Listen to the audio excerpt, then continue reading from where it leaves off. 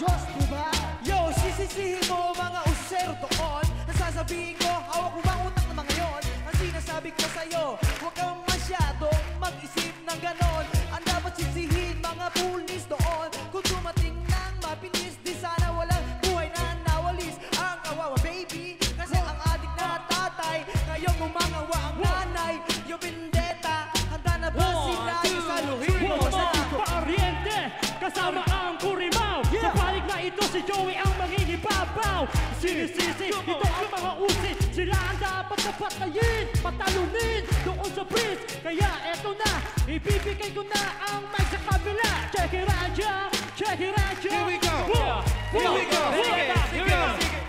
Pulis ang dapat nasisihin. Ito ngayon aking sasabihin. Mga pulis na doon nakanganga. Inaantay na bumagsak ang mag-ama. Lahat sila doon nag-aantay. Inaantay ang mag-ama na mamatay. Sino ang mga dapat nasisihin? Mga pulis walang iba. Dapat na bawal Pero ang dapat sisihin, dapat sila hindi pagpalain. Walang ginawa kundi makita at makipagkwentuhan lang sa tabi. Oh, bakit nagkaganon? Ano ba dapat ang pag-usapan na ngayon? Yo, Vendetta, handa ka na ba? Pasukin mo! Here we go, everybody, mga kapuso in the place to be. Welcome to Mel and Joey! Pariente in the house, yo! Teka. Oy, Salbakuta. Parientes, tama na yan, ha? Bakit na naman? Ayaw ko ng ganyan. Bakit? Tapos na yan, tapos na. Hindi ba? Dudugtungan mo ba? Gusto mo eh. Para lagyan mo ako ng ano. Ano na naman? Makinig ka! Oo. Basta mayroong debate, meron diyang marit pare. Pero para sa akin, walang babae!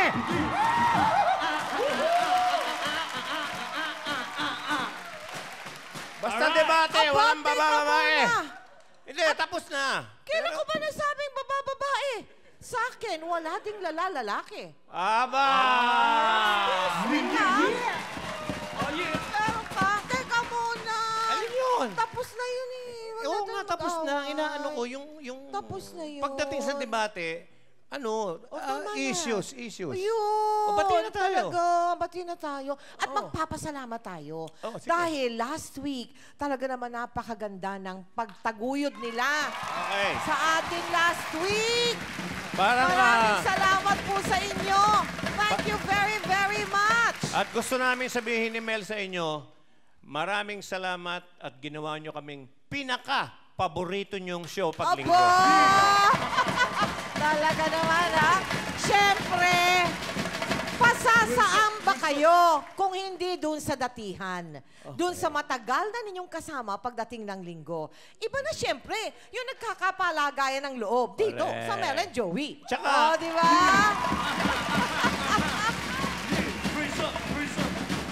Teka, parientes, Sen. Salbakuta. Bago ko sabihin yung mga pinaka, kaya ako na magiging pinaka-paborito. Oo, marami tayong pinaka ngayon. Alam mo, may gusto kong sabihin sa'yo ngayon. Ano? Ikaw ang may pinakamagandang buhok sa TV.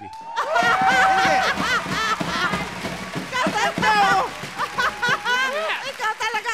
Alika dito. Huwag ka na, tumahimik ka na dyan. Ha? Tama na yung mga, hindi tayo para sa mga ganyan. Ang ihahandog namin sa inyo, Una muna, mga kwentong kapupulutan nyo ng aral, ha? Numero 1 yan dito. Pinaka. Okay? Pinaka. Pinaka. Okay. Mga kwentong mag-i-inspire sa inyo, ha? Number 2. At mga kwentong ngayon nyo lang maririnig. Halimbawa Okay. na. Okay. Umpisahan na Unang natin. Ito mga ihahatid namin sa inyo ngayong gabi. Pinakamapanganib na ilog. Pag-ingatan nyo to. Ito yung ilog balaong. Ilog na ito, Oo, toong ilog. sa may biyak na ba, tunog pa lang, balaong, parang kabaong. Oo nga, Kaya ano, ingat kayo. Oo Pinakamapanganib, para ingatan nyo yan. Oo nga. Next pinaka. Ito naman, ito ho ay highway. Ha? Kung saan pinakamaraming sakuna ang nangyayari. Ay, nako. Antabayanan din ninyo yan, ha? Pinaka, Alright. okay. Pangatlo, isa pang pinaka. Pinakamalinis na public toilet. Yan, o, di ba maganda yan? Hindi ba kayo naiinis kung minsan pupunta ka sa public toilet, hindi mo magamit dahil, kadiri. Sasabihin namin sa inyo kung Okay. alin ang pinakamalinis sa public toilet at At- masisilip ninyo. ha? Kung Ba't saan nagpapalipas ng oras si Akala ko Joey sisilipan mo De sa Leon. public toilet. Hindi.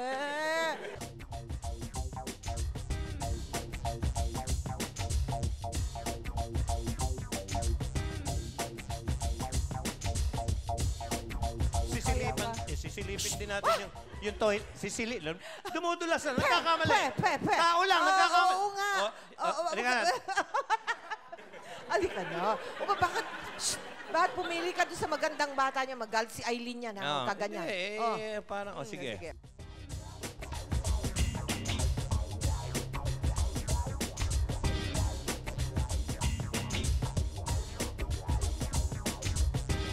Susunod. Pinakamabisang birth control. Ay, Ano sa palagay nyo pinakamabisang birth control? Kung kayo tatanong. pinakamabisang. Pills. Pills? Pills. Pwede. Pwede. Ikaw. Ikaw. Vasectomy. Vasectomy. Vasectomy? Oh. Actually, yun ang Pwede. pag-uusapan natin. Oo nga. Ayon sa iba, pinakamabisa. Pero para sa ganang akin, Mel. Ito ka na naman. Mag-argue na naman tayo. Nagkukuro-kuro lang. Walang away Huwag to. na muna. Mamaya. Kaya nga, sinasabi ko lang na ang ano? stand ko dyan, hindi na kailangan. Naku, ang alin? Yung vasectomy. Bakit? Hindi na. Nasa sayo na yun. Nasa sa Na ano? tao. Ano nga? Nasa sayo na ang alin? Nasa sayo na yung pag-control mo ng pamilya mo. Ano? Aba, yung Ikaw ang wild eh. Inaano mo pa ako eh. Ako yung pinipilit mo eh. Ako nga pigil na pigil eh. Ikaw eh. Sige. Hindi, ang tagal mo kasing ang tagal mo naman kasing nag-iingat ako bitawan eh. Kung ano yung sasabihin mo eh. Okay, may isa pa tayong pinaka. O ano? Itong showbiz. Ay, oo nga. Talaga. No comment sana ako dyan. Magiging panauhin po natin si Sunshine Dizon at ating tutukuyin yung pinakamalalang krisis na dumating sa kanyang buhay. At hopefully, maayos natin yung krisis na yan sa pakikipag-usap natin kay Sunshine Dizon. Ang lahat ng yan, mga kaibigan, ngayong gabi, huwag kayong aalis dyan, ha? Dito sa pinaka, paborito nyo pag linggo. Yan! Mel and Joey!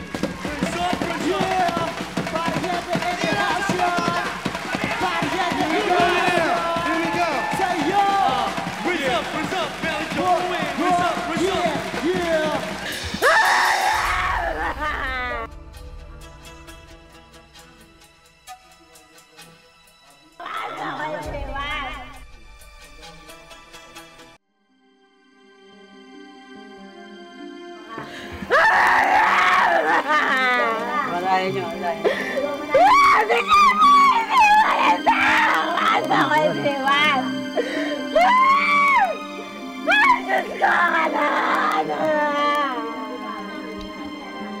Pinakamasakit na sa isang ina ang mawala ng anak na kanyang iniluwal at pinaghihirapang itaguyod.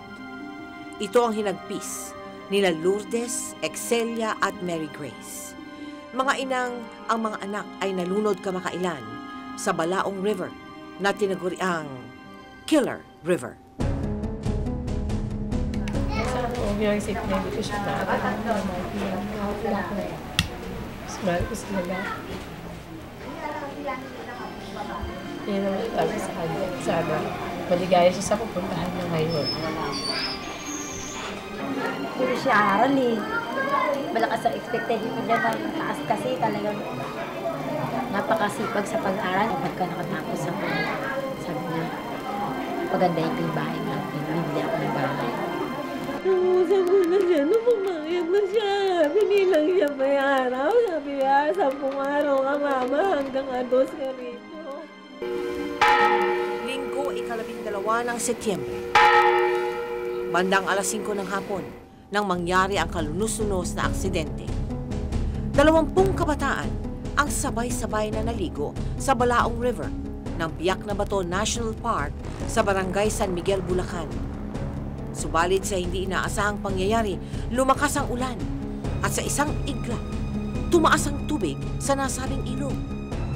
8 sa kabataang ito, kasama ang mga anak ni Lourdes, Excelia at Mary Grace, ang nalunod. Ang tubig kasi nga rito biglang-bigla ang dating. Pagpasok dito, paglabas dito ng tubig, gumugulong talaga. No? O dito, sa lugar na ito. Gumugulong talaga ang tubig dyan. Kahit na napakabilis mo, aabutan ka, makukuha ka. Lalo na kung andito ka. Ang tatawid ka sa tubig, kahit saan magkabila, tubig siya. Kahit saan ka magdaan dyan, meron tayong hagdan na aabutan. Nakukuha pa rin sila dahil sa bilis ng tubig. Marami ang haka-hakang may engkanto raw ang ilog sa Balaong. Ayon sa sabi-sabi, nagambala daw ang pananahimik ng mga engkanto sa lugar na ito, kaya't nagsimula silang kumuha ng buhay.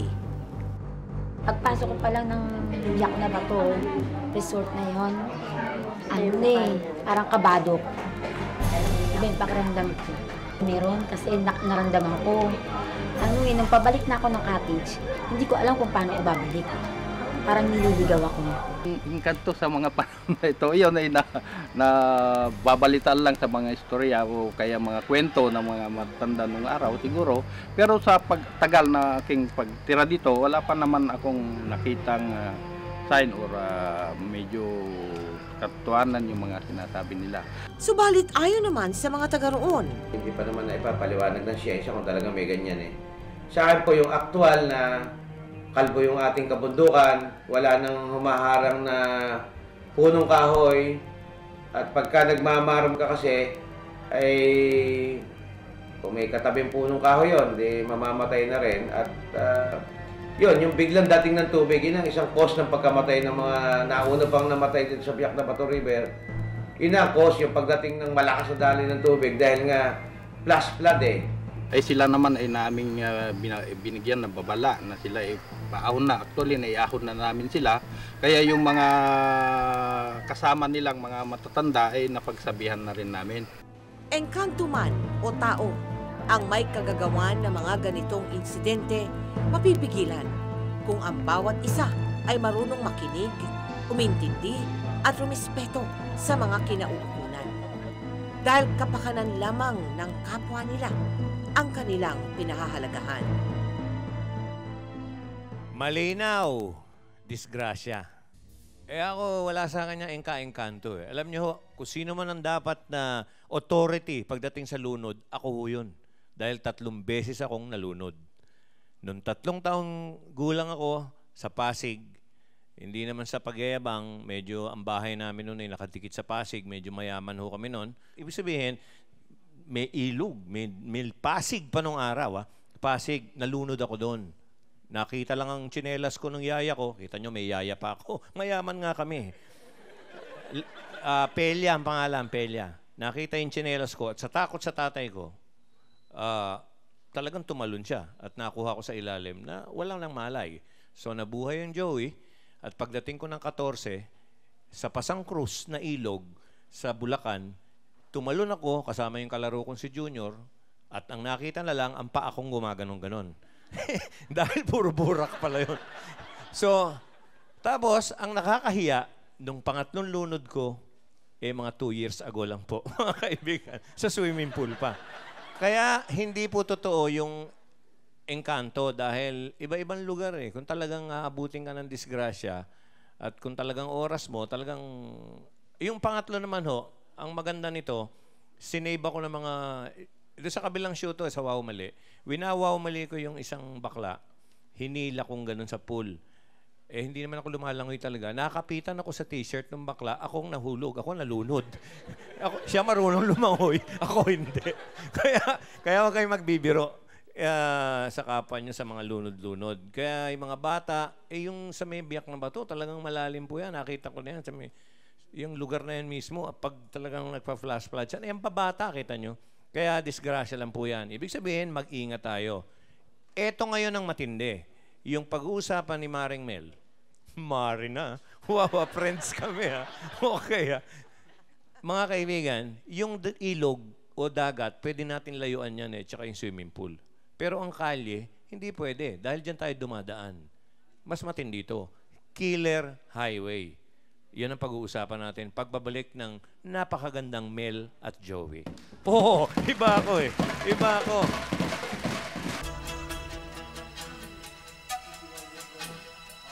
Yung nabangga ko nga, halos nawala yung likod eh.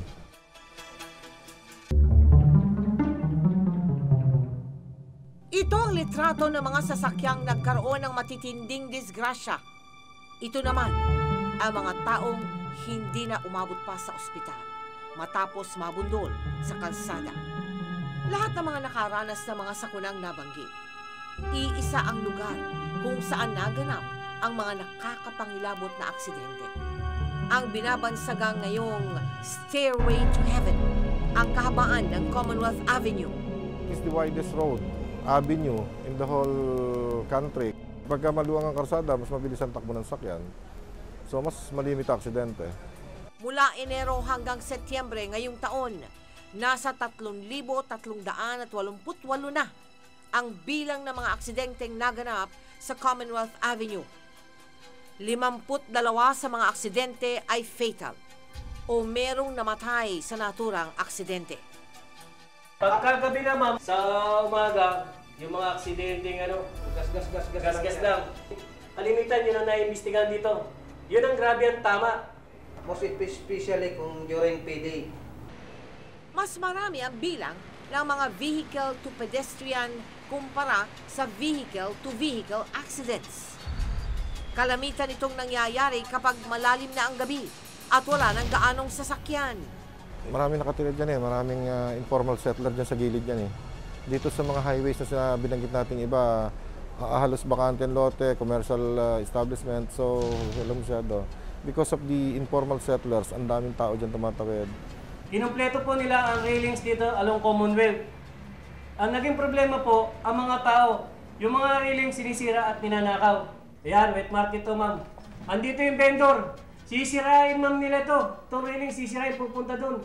Para makatawid sila at makapunta rito sa wet market. Kaya nagkakaroon ng maraming aksidente. Kaya yun ngayon, ma'am, ang tinututukan ng mga pulis natin ngayon na nakadeploy tuwing madaling araw.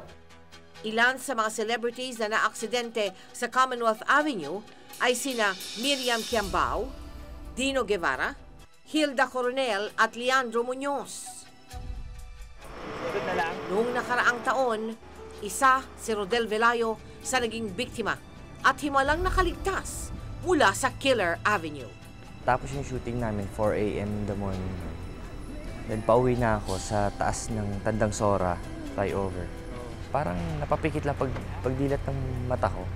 Biglang may sasakyan na sa harapan ko na buti na lang ng seatbelt. Ay, last ng bangga na, yung nabangga ko nga, halos nawala yung likod eh. Hindi lang isa, kundi 2 beses nang naaksidente si Rodel Velayo sa loob ng 1 buwan. Ito naman tayo kung saan ako sa pangalawang na-aksidente, banda din yun eh. Malapit na ako sa Manggahan. Hindi, ang sarap-sarap ng takbo ko dahil alas 12 na ng gabi. Bigla ako na narinig na parang naglalabang kami ng manubela ko at saka ako dahil paakyat ako ng gutter. Basta may ginagawa dito eh. Ngayon yun, para yung mga equipment yata ng government na magawa dito, yun ang nilagay nila. Kaya nakaladkad ko. Ang akin lang po ay ganito. Sana mapag-isipan ng mga kinauukulan. Hindi sapat yung alam natin ang mga statistics. No? Hindi sapat yung alam natin kung bakit nangyayari yun. Hindi sapat yun eh.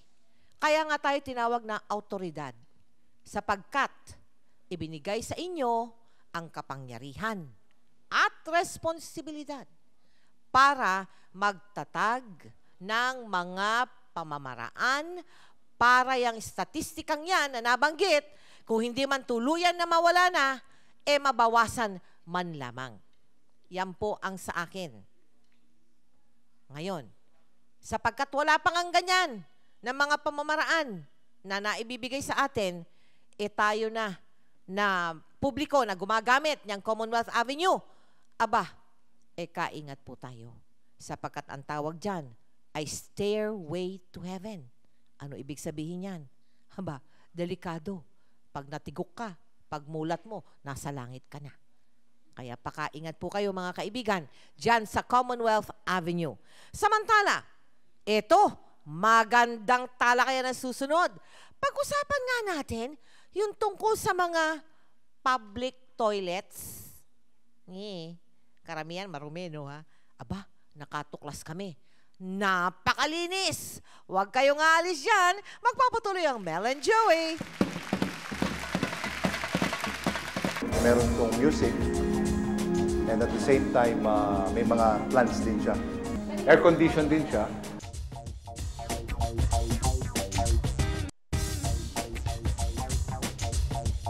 Sa mga bakasyonista, biyahero, turista, papunta sa bahaging norte, may isang lugar dito na talagang kinagigiliwang daanan, lalo na kung tinatawag ka ng kalikasan. Ano ba to, pare ko? Yung public toilet namin, para sa amin, is a selling point. Kasi if you will notice, we are located dito sa North Luzon Expressway, Mexico, Pampanga. Very clear ang objective namin. And the only selling point that we can attract customers in this deregulated industry is maintain a very, very clean comfort room. Saan ka ba naman nakakita? Ang sahig at lababo sa sobrang kalinisan, pwede mong pagsalaminan. Halika at silipin natin. Okay, ito yung diaper changing area.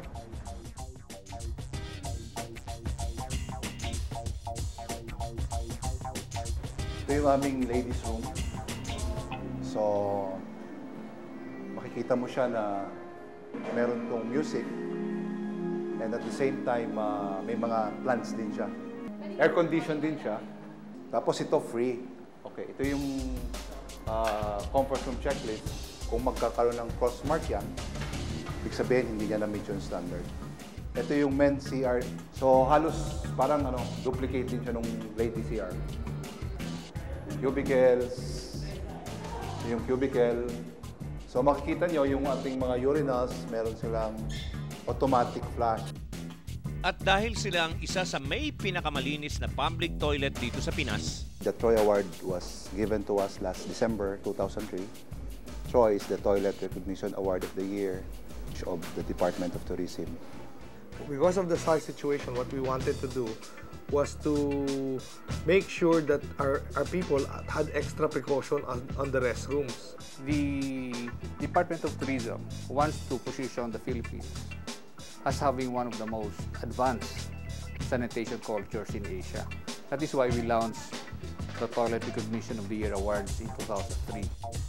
Sabi nga nila, ang malinis na palikuran nakabubuti sa kalusugan. Kaya naman, panalo kayo sa ating mga kababayan. Ang galing! Yan ang aming flash bulletin. Flash Congratulations! Naku, napakagaling Napakahirap nga naman yung bumabiyahe ka, di ba? Tapos, kailangan mong gumamit ng comfort room. Wala ka makitang comfort room na malinis. Kaya congratulations po sa inyo dyan. Importante yan. Ikaw ba, balita ko napakalinis mo sa CR. Ako may fetish ako dyan Kailangan yung CR. Hindi, pakita ko na lang sa'yo. Gusto mo? Hindi, sige. Ito, panoorin natin. Talaga ito po yung CR ko. Pasok tayo CR ni Mel. Sige.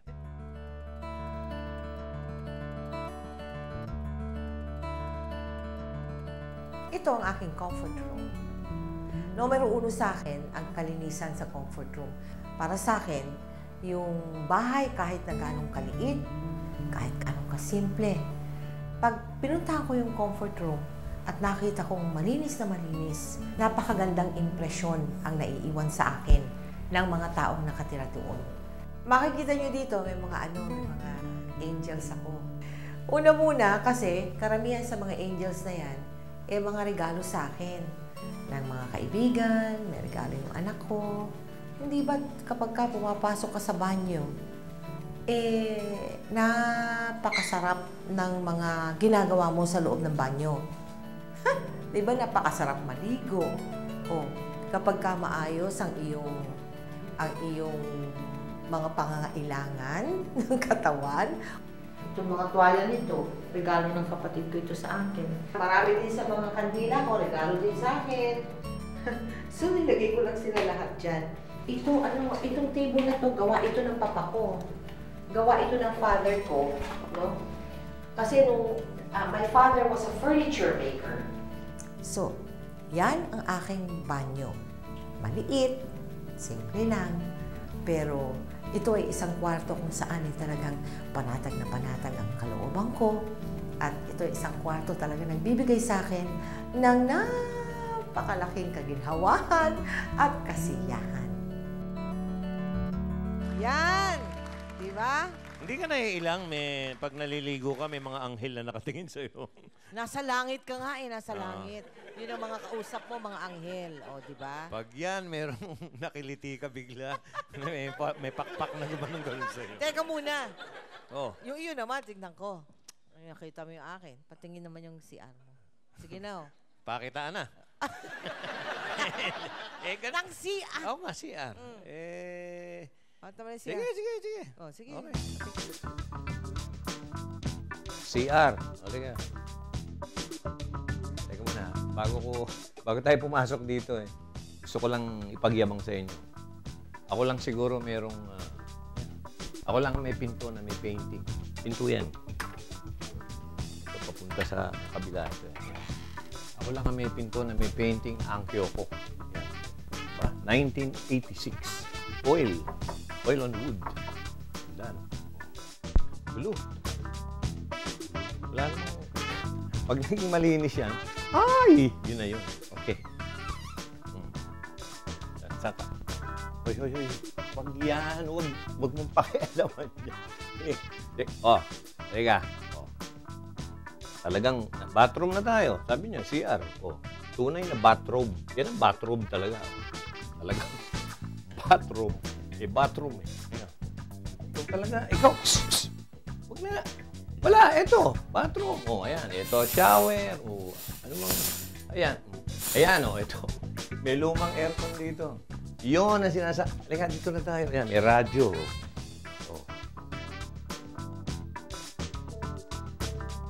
Hindi ako. Dito ako nagko-compose minsan. Kaya lang may aircon. Dito rin ako nagpipainting minsan. Yun lang. Ano ba gusto nyo? Wala ka namang mag-shower. Mag-shower ako dito. Sige na.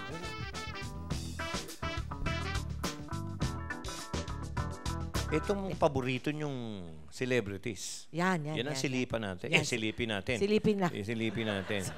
Yan. Hi! Ipapakita ko sa inyo ang aking walk-in closet at aking CR. Halika! Walk-in closet. Dito nakalagay yung mga damit ko na pang tapings or yung pang alis lang. At ito naman ang aking CR. Sobrang stressed out ako sa school or sa work. So, gaganyan lang ako. Nagpupunta lang ako sa bathtub ko. So, kailangan nakabukas pati ang candles para, syempre, mas ma-relax ako. Ito naman yung aking mga pabango. Malaking salamin kasi sobrang hindi talaga ako mabubuhay ng walang salamin. Bored ako minsan. Ang ginagawa ko, dito lang ako nagbabasa ng favorite books ko. Dapat may electric fan. For me, nagre-reflect sa isang tao yung CR. Makikita mo yung personality ng isang tao pag nakita mo ng CR niya. Sobrang pag may dumarating ng mga bisita or kahit wala, sinisiguro ko talagang malinis, mabango, at saka magandang tignan yung CR ko. Hello! Ako po si Giselle Sanchez, ang babaeng pangit sa TV pero maganda sa personal. At ito po ang aking banyo!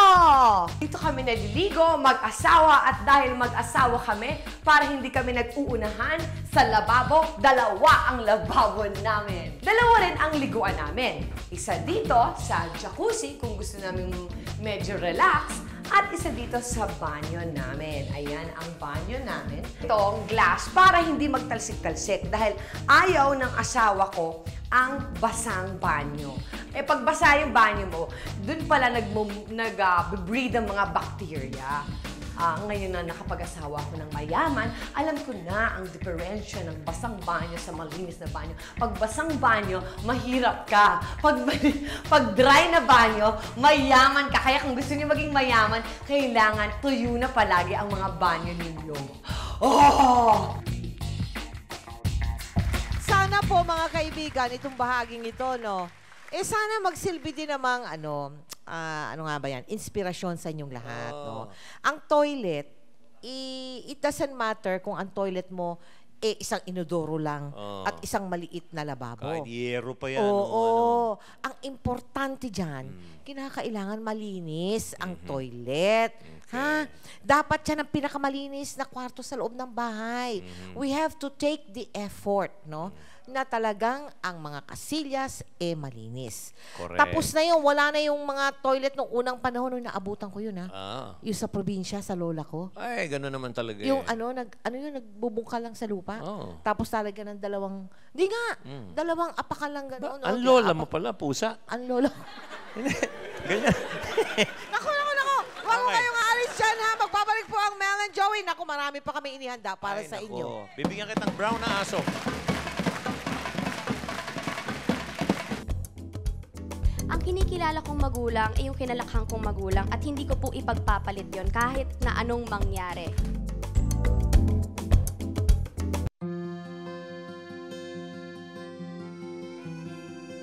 Nagsimula si Sunshine bilang isang child star at sa murang edad, alam na ni Shine ang pakiramdam ng maintriga. Kung intriga ang sukatan ng pagiging sikat ng isang artista, sikat nang maituturing si Sunshine Dizon. Sa batang edad, marami ng intriga ang hinarap ni Sunshine. Ilan sa mga ito ay ang isyu ng drugs, relasyon, at ang pinakamalala ay ang isyong isa siyang ampon. Kung matatandaan, isang blind item ang lumabas tungkol sa isang batang aktres na di umano ay anak daw siya ng isang businessman na nagmamay-ari ng isang shipping line. Sa paglabas ng intrigang ito, hindi lang si Sunshine ang naapektuhan, kundi pati ang mga taong malapit sa kanya. Siyempre, of course, I feel bad. Talagang sobra. Kaya kung pwede lang bang hindi lang kasalanan, parang makapatay ka ng tao. Sa ginagawa nilang pagsira sa anak ko at sa amin pamilya, parang masakit talaga dahil parang, bakit sobra? Wala nang hinangad pa si Sunshine kundi ang makapagbigay ng kasiyahan sa mga manonood, ngunit kung ang kapalit nito ay sakit ng loob para sa kanyang pamilya, ay mas gugustuhin pa niyang umalis sa industriyang kanyang minamahal. Kung mangyari ito, nakakapanghinayang ang mawala ang isang magaling na alagad ng sining. Mga kaibigan, kapiling ho natin ang isang, batang artista, subalit sa pag-arte. Hindi mo sasabing bata ito pagkat napakagaling. Pero ngayon, hindi yung pag-arte mo ang pag-uusapan natin. Ayan na. Inumpisahan mo lang ng tapos chismis. Hindi naman. Hindi nga chismis eh. Hindi ito chismis sapagkat narito siya mismo para magsabi kung ano ba ang katotohanan. Ikaw daw ay ampun lamang. Ampun ka ba? Hindi naman po. Hindi? Hindi po. Sinabi talaga sa'yo ng mami mo, talagang... Oo naman po. Talagang ganun. Naniniwala ka kay Dorothy? Siyempre naman po, nanay ko yun. And I have no doubt talaga at all. It never crossed my mind na ampun nga ba ako? Walang ganon. Because I look like my dad, my mom raised me well. So you have a dad? Yeah, I do have a Kasi dad. Kasi hindi napapakinggan, hindi nababasa yung tungkol sa dad mo eh. Alright. Where's your dad? My dad's in LA. He's working there. Nasa American dad mo. That's right. Pero, lumaki ka sa daddy mo.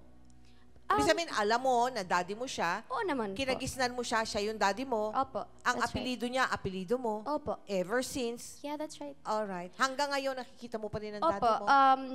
Since my dad left for the States, I've been visiting him like, if I can siguro mga twice a year, I do that.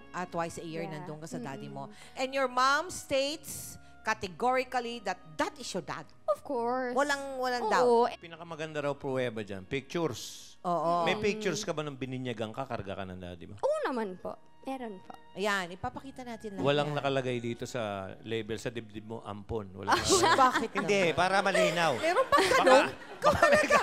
Baka may label eh. Nakalagay na label na ampon. Sinigurado ko naman pong sa birth certificate ko eh. Kung may pictures ka, Ayun ang karga siya ng maganda sa daddy. birth certificate. Ngayon, sa tingin mo, bakit nga persistent yung mga ganyang... Ay, nako. Hindi ba, hindi lang yung first time, Joey, na... Maliit pa yan, yun na issue. Isa sa mga issues. Ngayon dalagin din Ayun to. pa rin. Dalagan na. Eh, ba't nung maliit ka, ano bang chismis sa'yo? Ganun na agad eh. Meron ng Kani-kanina. meron ding ampun din siya.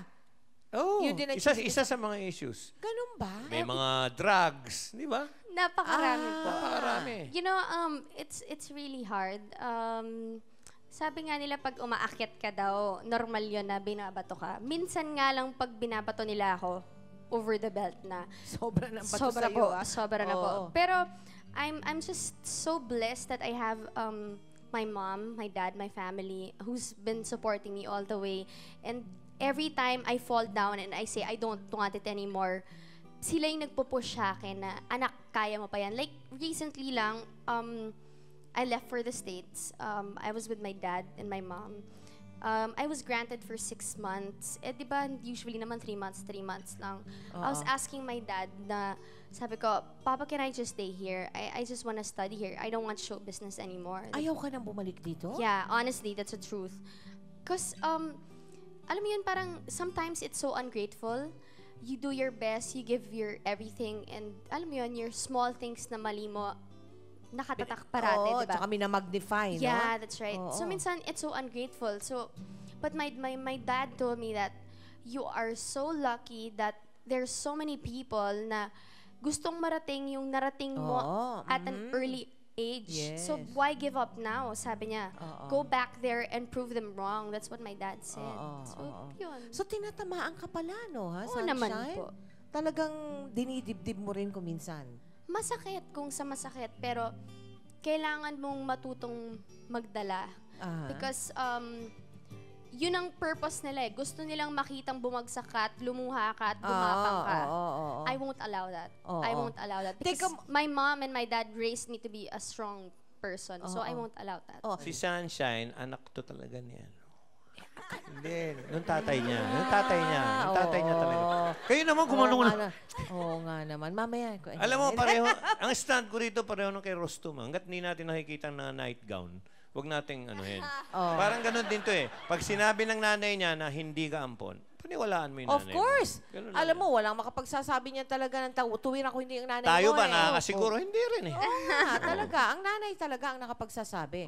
Kung sa sinasabi sa'yo ng mama mo, anak ka niya. Sa iyong daddy, aba, sinong papaniwalaan mo? Natural, ang nanay mo. Yeah, that's right. Oo. Tsaka actually, no, I stand firm on this. Kasi paulit-ulit nga nilang Oo tinatanong, nga, di ba? grabe, no? Ang akin lang, sa totoo lang ho, whether, kunyari, granting na totoo man na ampun ako, I don't care. Because ang kinikilala kong magulang ay yung kinalakhang kong magulang at hindi ko po ipagpapalit yon kahit na anong mangyari. Siguro kahit mabuhay akong ulit, I wouldn't choose any other parent because I wouldn't be who I am today if not for my mom and my dad. I was raised to be. Hindi na natin hihinga ng mensahe ito. Eh, nasabi niya na lahat. Nasabi na nga niya. Kompleto. Oo, correct. Okay. Ngayon, Yan ang Sunshine. para dun sa mga nagsasabing anak ka niya.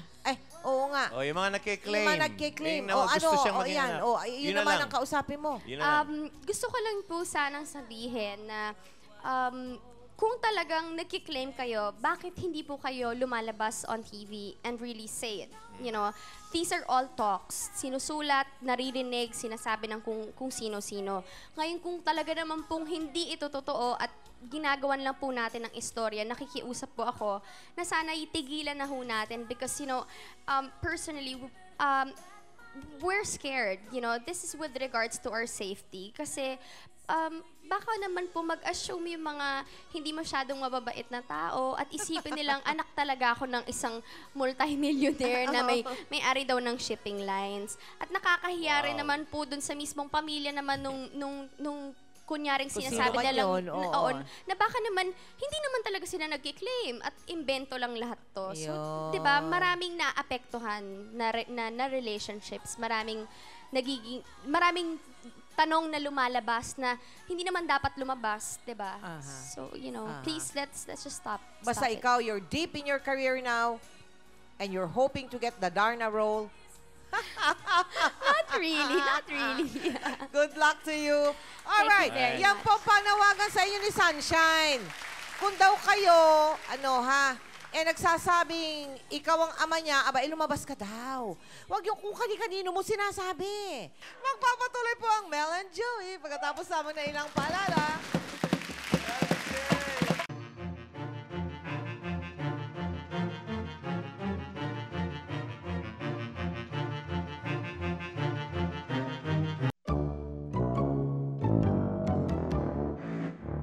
Ako si Josephine. Ako ang pinakapanganay sa aming magkakapatid. Pangilan ka? Pangalawa po. Pangatlo po ako sa magkakapatid. Pangilan ka? Pang-apat po. Pangilan ka? Panglima. Pangilan ka? Pang-anim. Pangilan? Pang-pito po. Pangilan? Pang-walo. Pangilan ka? Pang-siyam. Pangilan ka? Pang-sampu. Pangilan ka na? 11 po. Pangilan ka? Pang-12. Pangilan ka? 13. Pang-14. Pang-15. Pang-16. Kung minsan may mga nasasagap ko ng balita na nag-vasectomy, nagkakaroon ng infection, ayaw ko na. Kung hinihingi ng pagkakataon, hindi pa ako laigit. Lalong hindi ko yan ilalaglag.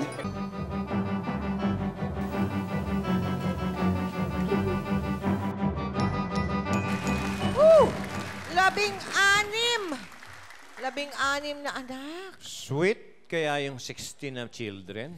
Naku. Hindi, sabi na nga nung ama may pagsisisi. Ibig yung sabihin, kanyang nagpabasectomy yung mama pagkatapos ng 16.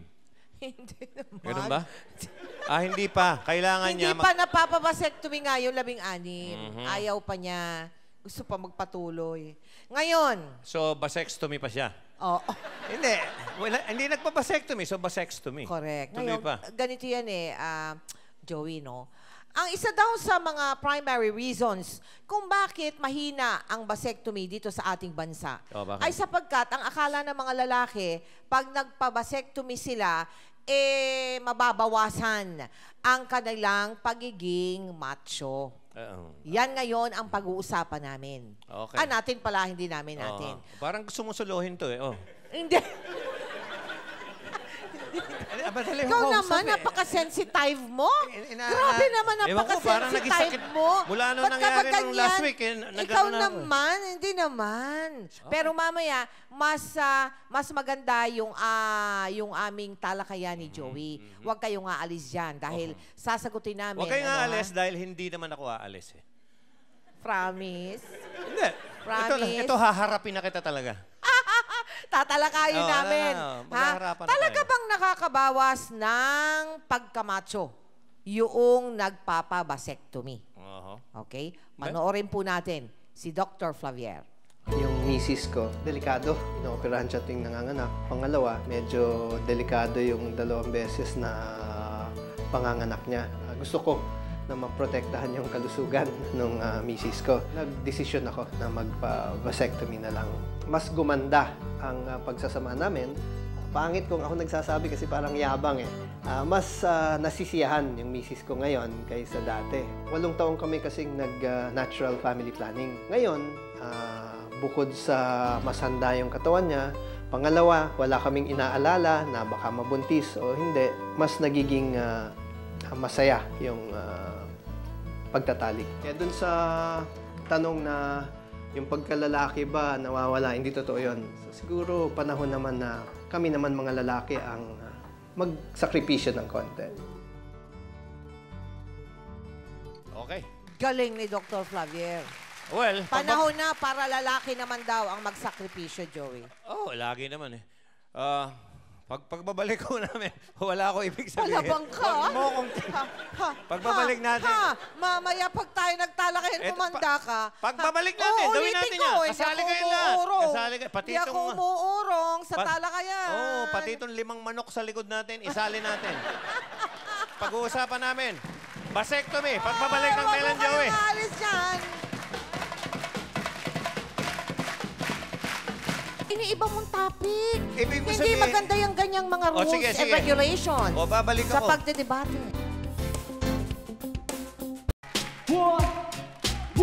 Yeah, pariente, say ho! Say ho! Say yeah, yeah! Say yeah, yeah! Yo, ang topic natin ngayon ay tungkol sa bisectomy. Alam mo ba yun, yung pagtatali sa lalaki? Pero teka, ayaw namin yan kasi masama yan. Di ba Diyos nandito? Vasectomy! Vasectomy! Gusto kong magparami ng lahi. Kaya ayaw kong magpatali. Kasi maganda ang happy family. Sige, vasectomy! Vasectomy! Ayaw ni Honey ang vasectomy kasi mabipitin lang ako, mami. O sige na, ituloy mo lang. Kung nasasarapan, isaksak, ibira mo lang. Isagat mo na! Isagat mo na! One, yeah! Here we go! Come on, clap your hands, everybody! Come on! Alright, check it out, yo! Sangayon kami sa pagpapakapon. Kung di maintindihan, ibig sabihin ay vasectomy. Forget the anatomy, one time and a place to be. Not killer on the NYC. Ano masasabi nyo sa vasectomy? Okay lang sa akin mang mag-vasectomy. Pagkat di na pumarami ang population in the place to be. Okay lang sa akin magpakapon. Kahit si Vendetta, hindi hapon. Vasectomy, ako happy. Hindi dadami aking baby. Kahit ako walang money, papakapon ako, baby. Let's go back to the capital M-E-L-J-O-E-Y. Balik na natin kay Mel and Joey in the place to be. Mel and Joey in the place to be. Ang galing-galing ng Salbakuta! Parientes, Balbakuta. Okay. Hindi, magaling Salbakuta. Ang usapan ho, vasectomy, ha? Okay.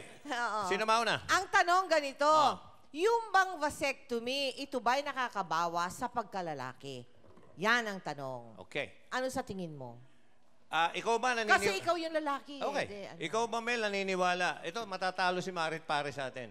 Naniniwala ka ba na sa isang debate, maraming sides, hindi lang dalawa? Siyempre. Okay. So ako, ang side ko talaga, hindi ako naniniwalang mawawalan ka ng pagkalalaki. So parang kumakampi ko sa'yo, no? Correct. Okay. Kaya lang, hindi na kailangan yung vasectomy na yan. Bakit? Pag nagpa-vasectomy ka, mawawalan ka ng ano, di ba? Hindi ka na pwede mambuntis. Correct. Okay. So anong gagawin mo? Maglalaro ka na maglalaro. Mawawalan ka ng responsibilidad. Yun ang mawawala eh. Yun ang importante. Sa akin kasi, walang vasectomy para ang responsibilidad ng lalaki nandoon habang buhay. Nabanggit mo kasi yung responsibilidad, Joey. Okay. Alam mo, tulad ng nabanggit mo kanina, maraming pamamaraan sa pagtingin sa isang issue. Okay? Ang tingin ko dyan, and I will use the same word, responsibility, yung magpabasectomy is in itself, no, being responsible for your family and your wife. Okay. Kesa mangyari naman na hindi mo mapigilan ang paglalabing-labing, taon-taon buntis si Mrs. Okay. Total din lamang kung hindi mo na mapigilan ang panggigigil, pigilan mo at least, pigilan mo yung pag-aanak ni Mrs. Okay. Huwag naman magagalit si Dr. Clavier. Kaya nga hindi popular yung vasectomy. Bakit? Depende kasi yan eh. Sa? Paano? Ang pinakamaraming anak sa Pilipinas ay yung mga mahihirap. Surgery yan. Yan ay operasyon. Ibig sabihin, kailangan mo ng pera. Paano ngayon yung mahirap? Hindi. Na walang ibabayad. Di ba? Huwag ka munang lumayo. Ang atin lamang pinag-uusapan dito ay kung makakabawas ba sa pagkalalaki pero ang vasectomy. Hindi nga eh. Magkakampi tayo ron eh. Kaya lang, hindi na kailangan ng vasectomy. iniba ko ang topic, bali. Ibang debate na natin. Ano? Ba't mo iniiba? Eh, hindi naman ikaw ang ipin nito. Oh, host lang tayo eh! Host lang tayo. Palibhasa, hindi mo ako matalo dun sa punto ko. Kaya iniiba mong topic. Ibig mo Hindi sabihin- maganda yung ganyang mga rules and regulations. Babalik sa ako. pagdedebate. Hindi. O, di magkakampi tayo. Di wala nang debate. Ay, anong klase ito? Ba't ka kumampi sa akin?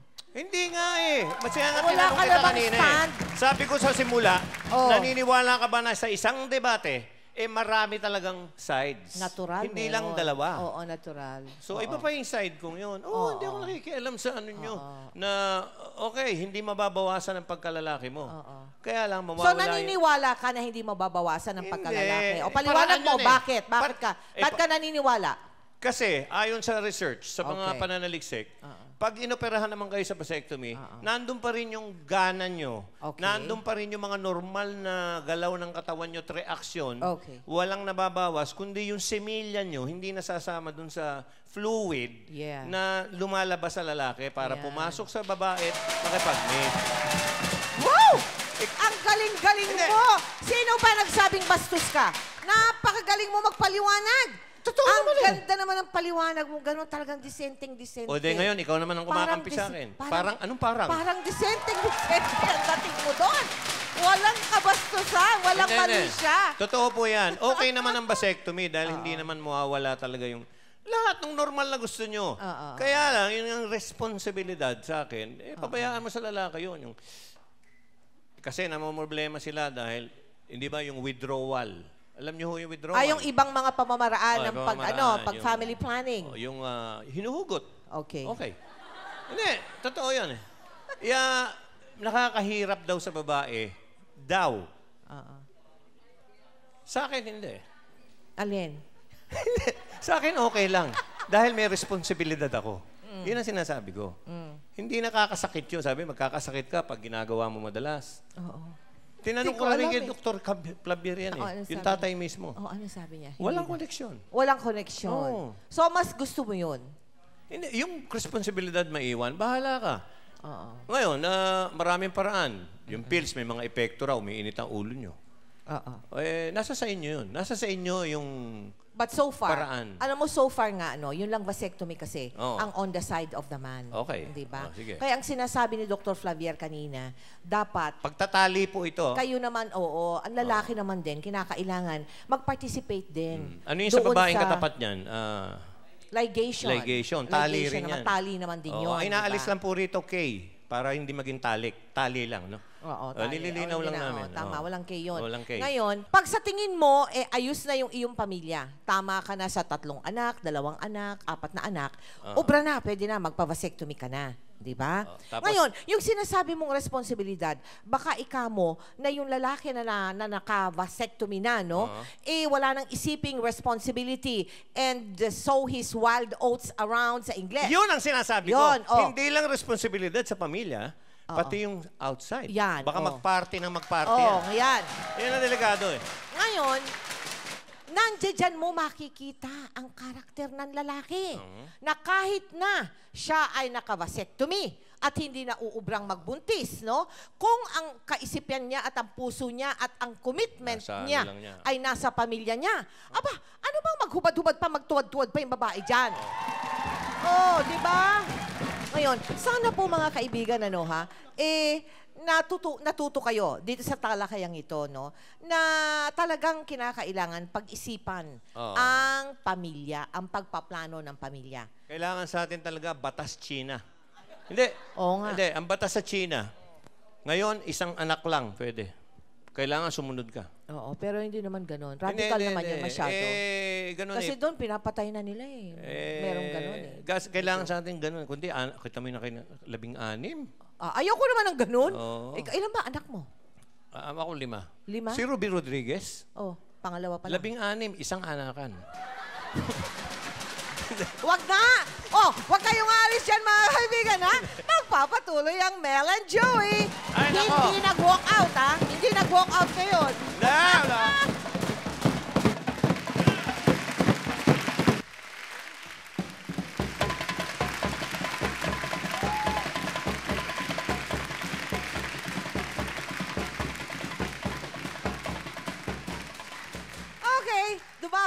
tayo sa huling yugto.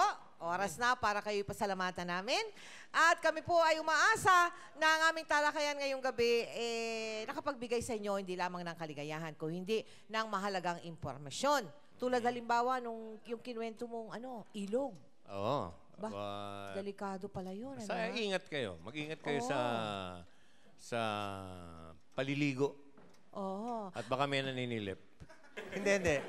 Isa pa lang yun. Kung sa bahay nga, dapat mag-iingat Sa labas pa. Yun ang ibig ko sabihin. Okay. Ingat din kayo sa Commonwealth Avenue. Dahil dyan pala, yung biro mo yun, lapit-lapit lang dito sa ating yan, Killer highway pala yan.